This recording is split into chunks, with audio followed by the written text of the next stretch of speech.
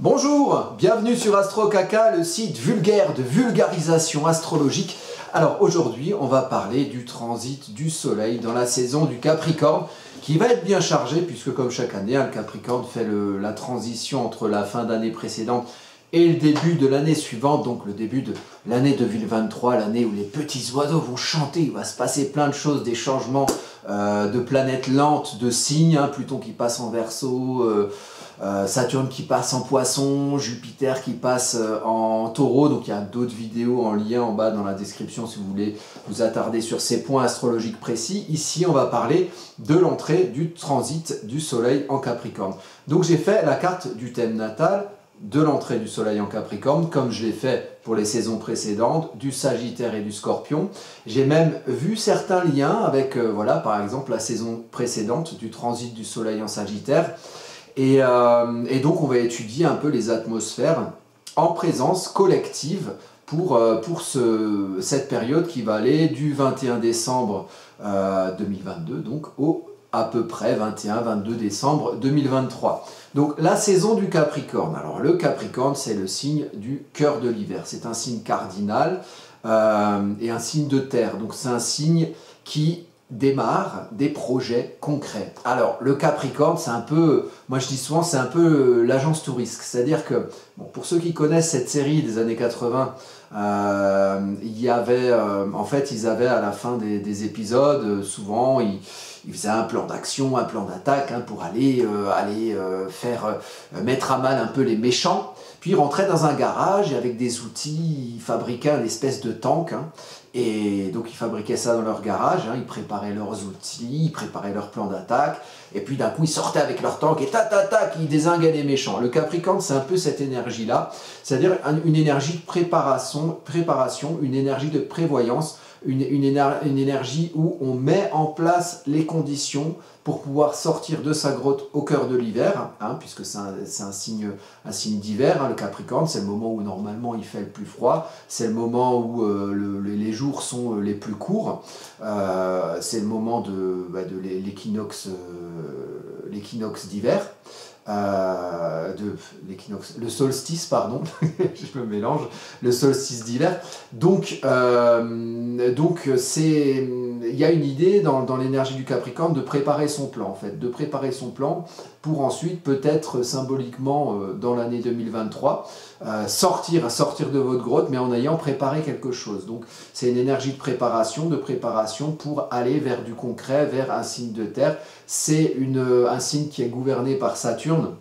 Donc Saturne, c'est austère, Saturne, c'est restrictif, Saturne, c'est limitant, Saturne, ça met en place des épreuves. En soi, l'hiver est une épreuve, puisqu'on ne fait pas ce qu'on veut, on ne sort pas en t-shirt en hiver, il faut se préparer avant de sortir. Donc là, c'est un peu la même chose, mais par contre, c'est pour du constructif, puisque rien n'est tout négatif ou tout positif dans le zodiaque. Le signe du Capricorne et la maîtrise saturnienne, ça sert à construire sur la durée, à construire dans le temps. Et pour construire du solide, durable, il faut à un moment donné préparer les choses. Il faut, quand vous faites une structure d'immeuble, il faut des poutres bien droites, il faut des clous plantés au bon endroit. Et ça, c'est un peu l'énergie qui structure la saison du Capricorne au cœur de l'hiver. Alors, on va voir la carte du thème natal du Capricorne. Alors, ici, c'est le site AstroCaca. Si vous voulez faire des commandes, si vous voulez des études ciblées, personnalisées, astrologiques, n'hésitez pas à faire appel à mes services. Vous allez, alors il y a une barre normalement en haut, et sinon vous allez tout en bas, et vous pouvez cliquer sur mes prestations, et vous voyez si vous avez envie de telle ou telle prestation pour une étude qui vous concerne vous. En attendant, ce qui concerne tout le monde, c'est cette carte. Donc là, on a la saison du Capricorne. Donc cette carte est constituée par l'entrée du Soleil en Capricorne, donc le Soleil qui se trouve ici à 0 degré du Capricorne, puisqu'il arrive dans son transit qui va durer un mois, puisque chaque transit du Soleil dure un mois dans le temps, et c'est pour ça qu'on dit qu'on est Capricorne quand on est né entre le 21 décembre et le 21 janvier, c'est parce que le Soleil est en Capricorne à ce moment-là. Donc, le Soleil est ici. Le Soleil, il est où ? Le Soleil, il est en maison 4. Donc, ça veut dire que et ça tombe plutôt bien que dans cette incarnation, dans ce transit-là, il y aura un éclairage sur le domaine de votre maison 4 qui constitue la famille, le foyer, le cocon intime, là où vous vivez. Bon, c'est plutôt pas mal parce qu'il va y avoir les fêtes de Noël, parce que vous allez plutôt vous retrouver en famille dans cette période particulièrement. Donc, le soleil il fait briller ça. Les égos brillent ici, les gens extériorisent là, c'est-à-dire dans le domaine familial, donc fête de famille, tout ça, les gens qui sont réunis ensemble dans leur grotte au cœur de l'hiver parce que dehors il fait froid et qu'ils vont pas aller, ils vont peut-être faire moins de randonnées, les gens ils vont peut-être moins faire de choses dehors et ils vont peut-être être plus en vacances près du feu, machin, pour se réchauffer. Donc il y a toute l'idée, on se ressente dans le cocon familial, c'est ça qui est éclairé dans cette saison. Le soleil il aurait pu éclairer une autre maison. Pourquoi le soleil éclaire la maison 4? Parce que l'ascendant, donc l'heure exacte de l'entrée du soleil, c'est exactement le 21 décembre à 22h36. Donc le 21 décembre à 22h36, le soleil entre en Capricorne. À ce moment-là, l'ascendant il est défini dans votre thème natal, par exemple par votre heure de naissance, toutes les 2 heures dans une journée. L'ascendant change de signe et en 24 heures, il fait tout le tour du zodiaque. Donc à ce moment-là, pile au moment où le soleil rentre dans le signe du Capricorne, l'ascendant est en Vierge. Voilà, et il est à 5 degrés de la Vierge.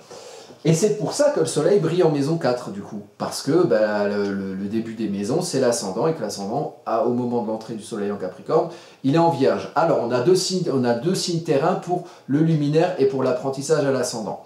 Le soleil, c'est la nature. La nature va être à éclairer quelque chose dans le domaine de vos familles. C'est plutôt pratique pour les fêtes de fin d'année. Ensuite, l'ascendant, l'énergie d'apprentissage, va mettre en avant l'enjeu de discernement, l'enjeu de compréhension des choses, de compréhension d'où on est, donc peut-être d'où on est et par rapport à là où la lumière est faite, donc où est-ce qu'on en est aussi dans ses relations familiales, où est-ce qu'on en est soit dans sa place au niveau de la famille, et comment on discerne les choses de manière à comprendre où on est, de manière vierge, donc ordonnée, rangée, un petit peu méticuleux avec le sens du détail, comment on se discerne à l'intérieur de ce qui est éclairé au niveau de la famille. Alors ça peut être différentes choses selon vos vies personnelles. En tout cas, il y a un éclairage qui est fait sur votre apprentissage de compréhension ou de votre place ou de la place de chacun, ou de ce que vous comprenez de ce qui peut être éclairé dans votre univers familial. Pour une application concrète, puisqu'on est dans un signe de terre, vierge, la vierge ça récolte. En signe de terre, le Capricorne commence, il établit son plan pour passer à l'action, sortir de sa grotte, aller top comme un tank, droit au sommet de sa montagne, pour atteindre un certain objectif. C'est analogique à la maison 10 qui culmine le thème, le Capricorne. Donc c'est le démarrage, la préparation pour faire son plan et aller vers un certain objectif qu'on se sera fixé concrètement. La Vierge, ça récolte. La Vierge, c'est la saison de la moisson. C'est la saison fin août, 20 août, 20 septembre à peu près. C'est là où on récolte les fruits de son travail. Donc il y a peut-être une idée d'avoir une nature à préparer les choses, à être prévoyant au niveau de la famille, pour récolter quelque chose de son apprentissage, du discernement peut-être à ce niveau familial. Donc peut-être bien comprendre où vous en êtes par rapport à ça. Ça, c'est des énergies globales. Après, vous traduisez ça dans vos vies personnelles comme vous voulez. C'est quelque chose qui concerne quelque part le monde entier, puisque c'est le transit du ciel qui est au-dessus de nous, qui est dans l'espace, par rapport au positionnement des planètes. Et c'est ça que décrit l'astrologie de transit. Donc, ascendant Vierge, lune en Capricorne, soleil en Capricorne, ascendant Vierge.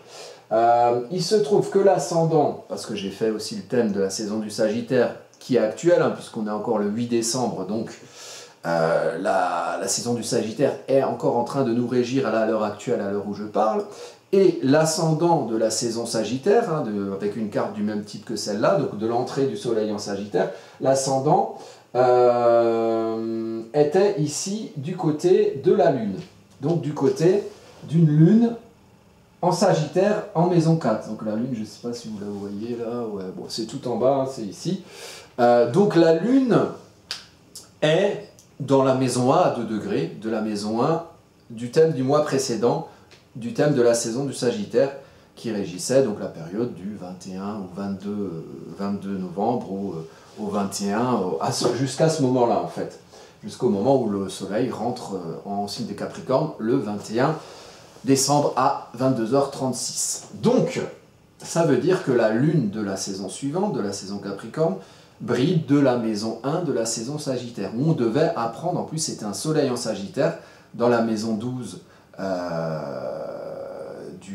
la maison 12. Je vais regarder parce que je ne veux pas vous dire des bêtises. Oui, c'est ça, vous voyez, ça c'est la carte de la saison précédente. Il y a un ascendant à 10 degrés et le Soleil brillait dans la maison 12 de ce thème-là.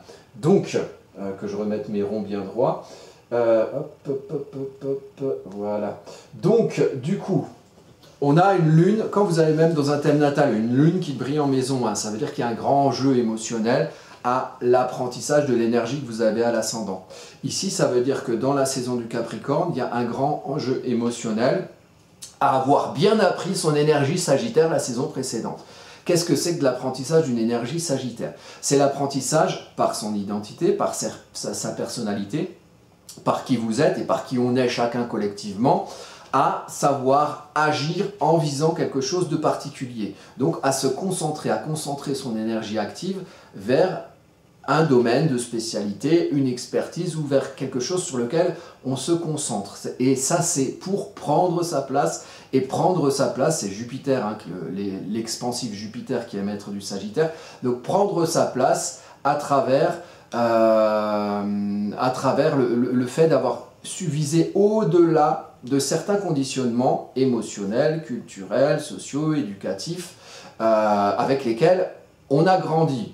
Et d'une part, avec lesquels on va, une part de ces conditionnements, on va les garder, une part de ces conditionnements, on va s'en détacher, on va viser au-delà, avec ce socle de conditionnement, Cancer, et avec le socle de ce dont on s'est libéré, de ces conditionnements, avec ces conditionnements, avec sa manière de s'en être libéré, Lion, pour viser et planter la flèche Sagittaire de feu, signe de feu comme le lion, dans le feu ardent du lion, l'ego, l'extériorisation, l'expression personnelle, et viser avec notre ego, donc qui on est, notre identité, au-delà, loin, au-delà de ces conditionnements, au-delà de là où on était quand on a visé. Hein, c'est le principe d'un arc et d'une flèche, on tire d'un endroit et la flèche elle va loin, loin, loin, s'implanter dans un autre endroit, et si on a visé juste, la flèche s'implante en profondeur dans l'endroit où on a visé, là où on a ciblé. C'est pour ça que c'est un peu l'énergie des domaines d'expertise et de la concentration des énergies, des études longues, et de prendre sa place à travers voilà, la capacité de voyager au-delà de certains conditionnements et au-delà du point de départ d'où on a visé, d'où on a donné la direction, et c'est un signe de pouvoir, le Sagittaire, d'où on a donné la direction de ce qu'on voulait faire et de comment on voulait agir. Et si on vise n'importe où, n'importe comment, ben on va quelque part mettre des coups d'épée dans l'eau et nos actions seront des feux de paille. Alors que si on se concentre bien et qu'on sait bien diriger son action, à un moment donné, l'action sera peut-être plus durable avec cette énergie Sagittaire. Pour vous donner un exemple dans ma vie concrète, voilà, pour qu'on puisse bien comprendre ces énergies qui sont très globales hein, quand j'en parle, et le but d'Astro-Caca, c'est aussi de faire rentrer l'astrologie un peu dans la vie concrète. En saison du Sagittaire, et je n'ai pas fait exprès, bon, il y a tous ces problèmes, ce contexte global, international, surtout français d'ailleurs, au niveau des énergies en ce moment, Nani, plus d'électricité, oh là là, comment on va se chauffer cet hiver. Bon, alors moi et ma femme, hein, on a pris la décision de s'acheter un poêle à bois. On a pris la décision pendant cette période Sagittaire. Le Sagittaire, c'est aussi le signe de la fin de l'automne qui prépare à l'hiver, c'est un peu le signe du feu dans l'âtre, hein, donc c'est très symbolique. Pour arriver à ce que la Lune, qui est l'enjeu émotionnel, la Lune en maison 1, la Lune de la saison Capricorne dans la maison 1 de la saison Sagittaire, c'est aussi une manière d'être en confort, c'est une manière d'être en confort dans sa maison 4, dans son domaine familial, là où on habite, donc nous par exemple dans notre maison. Et bien pour être en confort dans notre maison, quand on arrive au cœur de l'hiver en saison du Capricorne, et par rapport au contexte ambiant, nous on a décidé d'acheter notre feu dans l'âtre, notre poêle à bois, avec une énergie qu'on va pouvoir trouver peut-être plus facilement qu'une électricité qui va disparaître comme ça avec la guerre en Ukraine, on ne sait comment. qui va nous permettre en fait d'avoir quelque part agi d'une manière concentrée pour trouver notre confort émotionnel, notre manière d'être bien chez nous dans notre foyer, à travers le feu dans l'âtre qu'on va pouvoir avoir puisqu'on a pris la décision, action ciblée, d'acheter notre poêle à bois. C'est un exemple à la con, mais ça fait tout à fait partie de ce type d'énergie. Alors, je vais juste éteindre mon putain de portable qui sonne depuis avant. Voilà.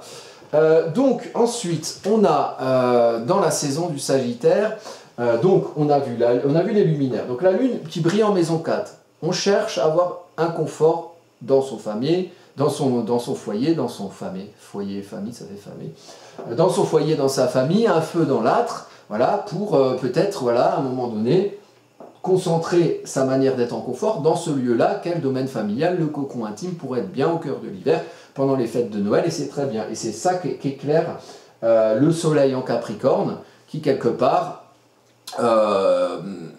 est dans sa grotte, brille dans sa grotte, au cœur de l'hiver, bien au chaud et bien en confort, avec sa lune en signe de feu, en Sagittaire, pour avoir bien chaud. Très bien. Donc, les signes de pouvoir, hein, puisque Sagittaire c'est analogique à la maison 9 et Capricorne c'est analogique à la maison 10, hein, en culmination de thème, hein, les signes quelque part de pouvoir ou de prendre le pouvoir sur nous-mêmes sont dans le domaine de la maison 4, du foyer de la famille. À Noël, c'est pas mal. Ensuite, on a donc Cérès, qui était en saison du Sagittaire, était en Vierge, là est passé du côté Balance. Donc Cérès, la récolte, demande ici de récolter dans une manière maison 2.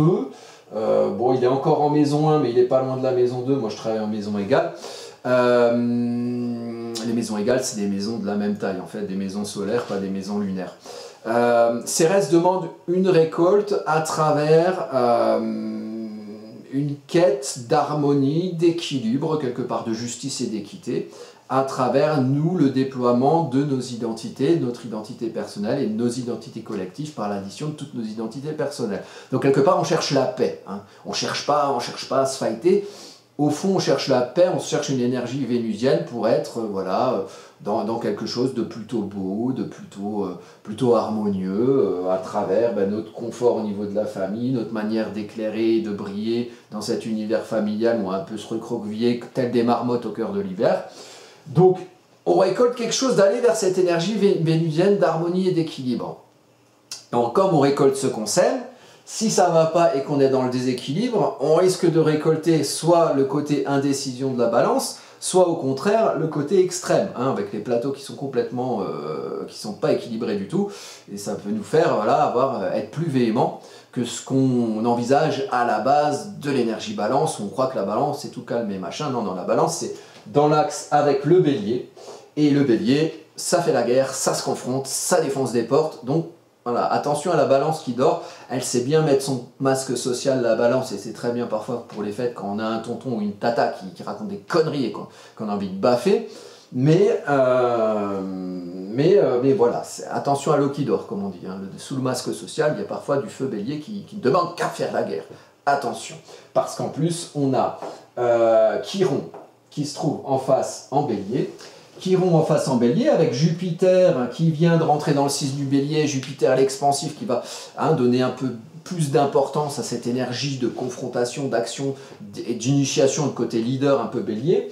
On est en maison 8, hein, la maison analogique au signe du Scorpion, donc là on est quand même dans une maison de transformation, une maison de crise émotionnelle, une maison de mort de quelque chose pour renaissance d'autre chose, donc une maison quelque part de transition. La maison 8 c'est l'émotionnel, en maison 7 on se rend compte, c'est super, on fait son contrat de colocation, et puis en maison 8 on commence à vivre ensemble et se rendre compte qu'on a des émotionnels divergents pour réussir ensuite en maison 9 à édicter des règles pour bien vivre ensemble même si on n'est pas d'accord sur tout. Donc c'est le côté où on découvre qu'on n'est pas d'accord sur tout et qu'il y a des émotionnels divergents en maison 8 qui est amplifié par Jupiter avec la blessure chironienne Chiron depuis 2019 dans le signe du bélier. Donc ça fait un moment qu'il y est, hein, avec tous ces problèmes de confrontation au niveau aussi des sujets de santé, Covid en veux-tu en voilà et j'en passe, c'est les meilleurs. Donc il y a un peu une idée, on va plutôt récolter le côté de la balance, dans sa guérison chironienne, donc il va falloir faire attention à ne pas se prendre le chou pendant les fêtes, et j'ai fait pas mal de vidéos avec effectivement le côté Mercure qui passe en rétrograde le 29 décembre, en plus de Mars qui est rétrograde, qui sera rétrograde jusqu'au 12 janvier, donc 2 planètes personnelles rétrogrades, il y a quand même moyen de pas tout à fait se comprendre, de pas tout à fait comprendre nos énergies actives et donc de se confronter, donc de se fighter un peu. C'est pour ça que j'ai fait une vidéo, je la mets en lien en dessous, pour vous dire qu'il va falloir faire attention à Noël, à tourner 7 fois la langue dans votre bouche et à réfléchir avant d'agir, ce sera pas mal. Et là, justement, ce que je dis là, réfléchir avant d'agir, tourner 7 fois sa langue dans sa bouche, c'est peut-être récolter quelque chose au niveau d'un certain équilibre ou d'une quête d'équilibre dans le relationnel, même si au premier abord, on peut plutôt avoir envie de guérir son chiron expansé par Jupiter. En bélier, on a peut-être envie de s'affirmer et d'expanser à travers une énergie plus guerrière. C'est en maison 8, c'est une transition, donc si vous voulez dans le concret pas vous mettre à mal, moi je vous recommande plutôt d'aller récolter du côté de la balance, du côté vénusien. Petit conseil d'astrologue.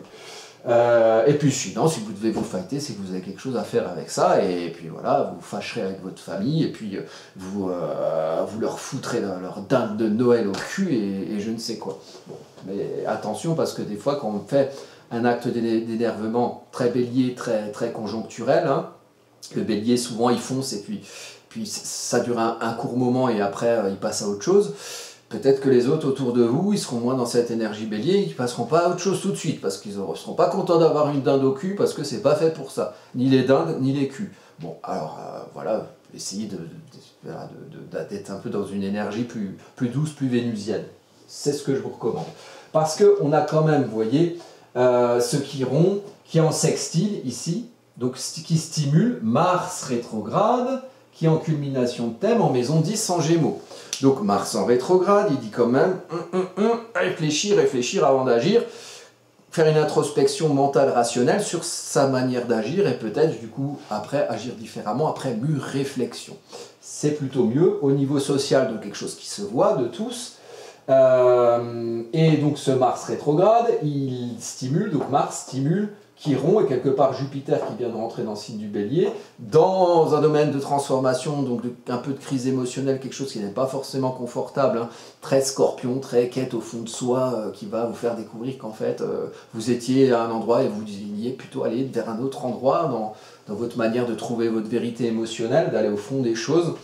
Donc le Mars il va venir titiller cette blessure chironienne, voilà, pour dire ouais, vous voyez c'est une blessure chironienne, hein, en plus bélier, donc un truc, hein, il y a peu de sang, hein, voilà, et puis Mars il vient vous dire ah tiens, il va vous appuyer dessus, ah tiens t'as vu, t'as mal, jusqu'à ce que vous réagissiez. Si vous arrivez à réagir d'une manière vénusienne, vous récolterez peut-être ce que vous avez semé plutôt qu'en récoltant l'esprit déséquilibré de Vénus par un Mars trop vivace, trop guerrier. Voilà. Ensuite, vous avez aussi Uranus, hein, qui est dans la maison 9 avec le nœud lunaire nord. En taureau, donc il y a toujours un côté socialement et peut-être dans l'expansion de vos idéologies personnelles appliquées à votre monde social. Donc côté, moi je vais parler de politique pendant les fêtes de Noël par exemple. Hein, c'est toujours à éviter, même avec d'autres aspects. Vous aurez cette énergie quelque part d'ancrage taureau, de stabilité, de cadre de sécurité qui sera bousculé par un Uranus qui a toujours un petit côté rebelle. Voilà. Donc attention aussi aux tempêtes qui soufflent sur votre quête de sécurité vénusienne, de tranquillité, de sérénité au niveau de votre vie sociale et de votre manière d'expanser un peu vos idéaux personnels. Parce que là aussi, additionné à un Mars sextile Chiron en bélier, hein, on peut aussi, pareil, se mettre du côté un peu le taureau fâché, hein, le taureau têtu, et le taureau qui piétine tout ce qui passe dans son précaré. Hein, parce que le taureau, c'est pareil, c'est vénusien, mais derrière Vénus, il y a l'ombre du scorpion qui parfois pique, hein, et quand le scorpion pique, c'est pas pour blesser, c'est pour détruire, donc attention à ça aussi. Donc voilà, en faisant un peu le tour, vous avez, alors ça il faut absolument il faut en parler du carré. Je vais le mettre en vert, hein, exceptionnellement, alors est-ce qu'il écrit celui-là? Bon, il écrit à peu près. Là vous avez un grand carré, d'ailleurs j'ai même pas de rouge, c'est chiant. Donc le grand carré, il lie l'ascendant Vierge, ok, a, donc là je vais mettre là, l'ascendant Vierge, a Mars en culmination de thème, a Mars en culmination de thème, je suis en train de m'embrouiller, hop, oui, bon alors l'ascendant Vierge a la Lune, ok, a la Lune ici, a Vesta, il faut qu'on en parle, a Vesta sur le descendant, équilibre dans le relationnel Poisson, donc on doit trouver sa manière d'être soi à travers ses propres aspirations dans la relation à l'autre, sinon on va avoir l'ombre du Poisson qui va venir à nous avec des gens peut-être qui ont des émotionnels où ils sont un peu perdus et qui vont venir un petit peu peser de tout leur poids à travers des aspirations qu'ils ne comprennent pas eux-mêmes et qui vont venir nous imposer, c'est toujours un peu chiant. Là, il vaut mieux réagir dans l'interaction aux autres pour s'équilibrer soi à la lumière de ses propres aspirations, ce qui signifie qu'il faut aussi comprendre ses propres aspirations à soi, et notamment ses grandes aspirations dans le domaine relationnel. On veut faire ci ou ça avec quelqu'un, on a une grande envie, une grande aspiration de faire telle ou telle chose dans les relations qu'on a, que ce soit le couple ou que ce soit peut-être des gens avec qui on s'associe ou des gens très simplement qu'on a en face de soi. Et pour trouver où est-ce qu'on dirige ces aspirations Poisson, comment elles sont chez nous, eh ben, il y a l'apprentissage Vierge qui est fait pour ça en face, pour pouvoir discerner tout cet océan émotionnel et pouvoir peut-être le diriger à travers les canaux Vierges dans du concret, peut-être dans une énergie de service ou de soin Vierge, pourquoi pas. Voilà, et donc le carré, bon, c'est pas un carré, c'est pas un carré très carré, mais bon, on va dire que c'est Mars Vesta ici. C'est pas un carré tout à fait exact entre Mars et d'ailleurs c'est pas un carré, c'est un carré avec ici, avec Vesta. Donc hop, carré avec Vesta, si c'est un bon carré, on est bon. J'efface ça. Donc on a un carré entre Mars, Vesta, Lune et ascendant. Donc là, c'est challengeant. Ça challenge votre équilibre dans la relation aux autres, ça challenge votre côté un peu martien, agissant, initiateur, leader, mais aussi un peu polémique d'un Mars en Gémeaux. Ça titille votre ascendant Vierge de bonne capacité de comprendre de qui vous êtes, vous, dans votre expression d'identité, dans votre expression personnelle, et bien comprendre comment vous voulez diriger les choses, hein, comment vous voulez vous comprendre pour ensuite faire quelque chose de concret, peut-être récolter derrière, hein, Vierge, saison de la moisson, récolter derrière les fruits de ce que vous aurez compris et de la manière dont vous aurez fait quelque chose de concret à la suite, qui sera conséquent du fait que vous avez compris telle ou telle chose de votre expression de vous-même, et qui va bousculer votre confort dans la maison 4, qui est quand même une lune en signe de feu, donc un côté peut-être où on peut être en confort dans une certaine énergie d'action, plutôt choisir le confort dans l'énergie d'action concentrée vers des domaines ciblés et pas se perdre en visant sa flèche n'importe où. Et donc il y a en gros globalement quelque chose d'équilibrant ou de déséquilibrant à travers votre bonne compréhension des choses qui vous fera agir à bon escient dans le domaine social et qui vous fera être en confort dans votre socle, dans votre univers familial, dans votre cocon intime, hein, et pas être mis à mal. Mais comme c'est un carré, il y a beaucoup de challenges qui va dire que attention à la polémique au niveau social, hein, de la manière dont le monde social autour de vous voit, attention au déséquilibre dans le relationnel, hein, en ayant l'idée quand même d'aller bien chercher et bien comprendre mentalement quelles sont vos aspirations émotionnelles dans le prisme de la relation à l'autre, aux autres ou à l'autre, et il y a quelque chose qui peut vous mettre en inconfort émotionnel, qui vous empêche de viser juste dans la manière dont vous agissez, au niveau du foyer, au niveau de la famille. Tout ça pendant les périodes des fêtes avec 2 planètes rétrogrades sur les 3 personnels. Hein, c'est plutôt twistant. Et puis Jupiter qui vient de rentrer dans le signe du Bélier. Jupiter en Bélier, la dernière fois c'était fin mai, avec Mars en plus qui est rentré en même temps dans le signe du Bélier avec Jupiter le 25 mai, entre le 25 et le 30 mai.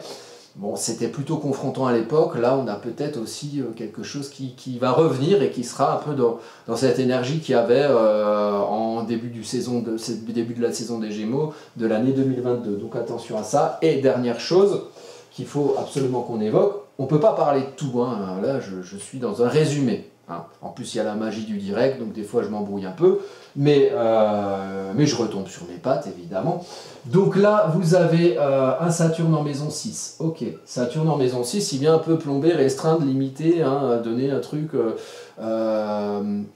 qui se veut constructif, mais qui au départ constitue souvent une épreuve où on galère, où on met du temps pour construire dans sa vie quotidienne. Donc ça c'est pour l'énergie du mois, donc il y a une idée de construction dans la vie quotidienne. En Verseau, puisque Saturne est en Verseau depuis un moment, donc dans les interactions entre personnes, dans votre vie quotidienne, les gens que vous côtoyez au quotidien, que vous allez certainement voir pour une partie pendant les fêtes de Noël, donc attention au côté un peu restrictif, limitant, un peu plombant de Saturne à ce niveau-là. Et ce Saturne, il fait un quinconce à quoi? Il fait un quinconce à votre lune noire, Pallas Athéna, en maison 11. Maison 11, maison sociale, maison 11, 11e signe du zodiaque, analogique au signe du Verseau.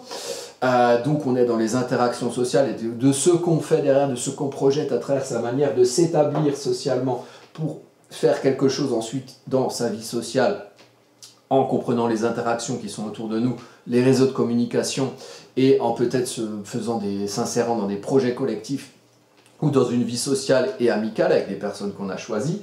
Donc ici j'allais dire brille votre lune noire. Non, ici, l'ombre de la lune noire pèse un peu sur l'énergie du cancer. L'ombre de la lune noire, ça peut être du chantage affectif et ça peut être des enfermements émotionnels, comme une mère peut enfermer ses enfants pour qu'ils ne grandissent pas et qu'ils restent toujours en son giron. Un peu l'enfermement émotionnel, chantage affectif, des choses comme ça. Qui s'additionne à Pallas Athéna, qui demande à être un peu stratégique au niveau social, à être stratégique dans sa manière peut-être de se protéger soi, de protéger son émotionnel, et peut-être de protéger les gens qu'on aime autour de soi, protéger les fragilités. Donc, il y a quelque chose aussi où ça va mettre une ombre sur notre capacité d'être stratégique. Et on va peut-être vite se laisser emporter s'il y a des choses un peu confrontantes et de feu et un peu guerrières qui viennent nous titiller. On va peut-être pas comprendre tout à fait assez vite comment être stratégique pour éviter de se mettre à mal et s'empêcher soi-même de protéger son propre émotionnel et partir dans des délires de crise émotionnelle au niveau de vos interactions sociales que vous allez rencontrer, notamment cet hiver et notamment à travers les fêtes de Noël qui vont être quand même bien punchy. Il y a un quinconce à ça, cette lune noire un peu chantage affectif, avec le côté restrictif dans le quotidien, dans les interactions quotidiennes de Saturne. Le quinconce c'est ambigu, ça peut être bon ou mauvais. Là c'est un quinconce à Saturne et à la lune noire, donc c'est quand même deux points assez challengeants. Donc moi j'aurais tendance à dire c'est plutôt un mauvais aspect qu'un bon. Et donc ça veut dire que quelque part il va falloir bien vous restreindre dans vos interactions dans le quotidien pendant la période Capricorne pour peut-être pas tomber dans les affres d'une lune noire qui vous fera vous réagir avec une ambiance chantage affectif ou faire réagir les gens autour de vous dans vos interactions sociales d'une manière à ce qu'ils tentent un peu de vous enfermer dans des schémas émotionnels qui ne vous concernent pas forcément ou qui vous concernent par écho puisqu'ils sont en interaction avec vous. Donc attention à tout ce qui est de l'ordre du chantage affectif dans le monde de vos interactions sociales. Pour éviter ça, il vaut mieux choisir le bon côté de Saturne, le côté un peu, on ne construit pas n'importe comment, on n'interagit pas n'importe comment dans sa vie quotidienne. Un Saturne en domicile en Verseau, ça fait bien comprendre quels sont les réseaux interactionnels dans nos vies quotidiennes, comment ils sont, quelle est leur réalité concrète dans votre quotidien, pour peut-être ne pas vous laisser embrigader dans des choses un peu crise émotionnelle et qui vous empêchent de réagir peut-être avec stratégie pour protéger votre propre émotionnel là-dedans. Donc voilà, alors je pense qu'on a vu pas mal de points, donc je récapitule. Ascendant Vierge dans la saison du Capricorne, donc du 21 décembre au 21 janvier, faites preuve de discernement, soyez ordonnés, soyez rangés, soyez méticuleux notamment dans la manière dont vous êtes en confort et dont vous brillez dans le milieu familial. Cherchez plutôt l'équilibre dans le relationnel à travers vos propres aspirations que vous aurez peut-être trouvées par ce discernement Vierge. Récoltez plutôt le côté balance vénusien, que le côté blessure chironienne amplifiée par Jupiter qui va peut-être vous faire un peu être plus hargneux et puis comme c'est en maison 8 en transformation, quand on ne sait pas trop où on est en transition, on est en train de se transformer, on peut être plus facilement amené à suivre les affres du feu, les affres de quelque chose de confrontationnel Bélier, donc attention à ça. En plus ça sextile avec un Mars qui culmine le thème, qui demande quand même de réfléchir de manière mercurienne dans votre manière d'agir. Mars, rétrograde. Ça s'additionne à l'énergie mercurienne de l'ascendant, donc c'est réfléchir d'une manière intellectuelle et puis aussi réfléchir pour exprimer votre identité de manière concrète derrière, peut-être dans une énergie de service ou de soin, puisqu'on est dans le signe de la Vierge. Et attention donc à pas faire n'importe quoi dans vos interactions quotidiennes, parce que ça pourrait générer effectivement quelque chose de l'ordre des incompréhensions émotionnelles entre chacun, et peut-être des enfermements dans des schémas affectifs dus à des conditionnements cancer, c'est la source des émotions, le cancer, donc dû à des schémas de peur et d'angoisse qui viennent parfois de l'enfance, des gens qui peuvent être en interaction avec vous et qui reproduisent un peu par les interactions qu'ils peuvent avoir avec vous. Ou alors c'est vous qui allez reproduire des schémas de peur dus à l'enfance. Voilà, on en a tous quelque part. Et vous allez cracher ça sur les gens autour de vous dans l'univers social. Donc attention, voilà. Eh bien écoutez, moi je vous souhaite une très bonne saison du Capricorne. Hein. Vous avez plein de vidéos qui parlent de ça. Vous avez la vidéo sur... tiens, je peux vous les montrer. Hein. Hop, on va aller sur YouTube, Astro Caca. Donc vous avez... vous voyez, il y a les... on va enlever les petits aiguilles. Donc vous avez... les principaux transits planétaires, ça c'est pour sur la dernière que j'ai fait là, c'est pour 2023, c'est le début d'année 2023 avec tous les changements de planètes, hop c'est ici, avec tous les changements de planètes. Vous avez les fêtes de fin d'année ici, avec les planètes rétrogrades et le thème de Jupiter qui rentre en bélier, qui est juste la veille de cette carte de la saison du Capricorne. Voilà, et puis vous avez, puis c'est déjà pas mal, hein, c'est déjà pas mal. Si vous voulez revenir à la saison de la saison du Sagittaire, puisque là quand la vidéo va sortir, on sera encore en saison du Sagittaire, il y a la vidéo sur la saison du Sagittaire. Donc voilà, écoutez, si vous voulez visionner de l'astrologie gratuitement et puis en apprendre plus, n'hésitez pas. Si vous voulez faire des thèmes avec moi, c'est toujours intéressant d'avoir aussi, même si vous faites de l'astrologie, moi en tant qu'astrologue, j'ai pu aussi faire des thèmes chez des confrères parce que c'est toujours intéressant d'avoir du recul aussi sur son propre point de vue sur soi. C'est difficile d'avoir un point de vue objectif sur soi-même. Donc voilà, si ça vous intéresse, n'hésitez pas. Il y a la page YouTube Vilnius Marcel, c'est ma page d'astrologue, hein, c'est mon nom d'astrologue Vilnius Marcel. Si vous souhaitez vous y abonner, voilà, il y a des choses que je propose.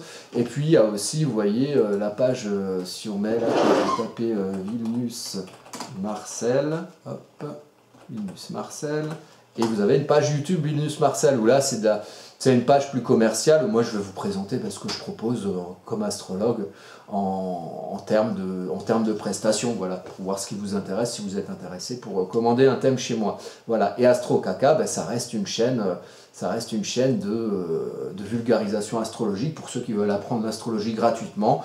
Et puis voilà, donc on va continuer à faire des vidéos, hein. Il y aura la saison du Verseau bientôt.